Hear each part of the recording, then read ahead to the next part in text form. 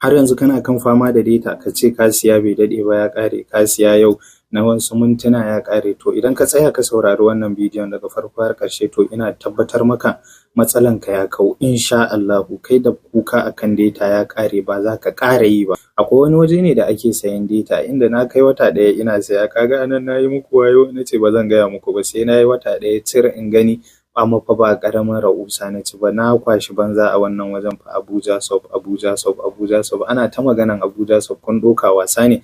Arahan da ake ci a Abuja Shop dai a fannin data ya lalace, abun ma ya yi yawa. Ni sai nake ganin kai ashe har yanzu za a iya samun wani application na data da za a sai data hankali kwance haka. Abuja Shop za ka sai data ba da kuɗi mai yawa ba, kuma idan ka saya ingancinsa. Wai ka ce babu network, to ƙarya ne, ba Abuja Shop ka siya ba. Kuma ka ce babu ƙarfi, ina tabbatar maka ba Abuja Shop ka sai datan ka ba. In dai har a Abuja Shop ka sai datan ka har ya ƙare, ƙarfi ne da shi sosai sosai. Shi yasa kuke gani na kowane lokaci akan online a ce wai kai datan ka baya ƙarewa ne, kana Facebook, kana TikTok, kana Instagram, kullum kai baka gajiya. Ba su san cewa banzan da nake ci na data ne yasa ake gani na kowane lokaci ba.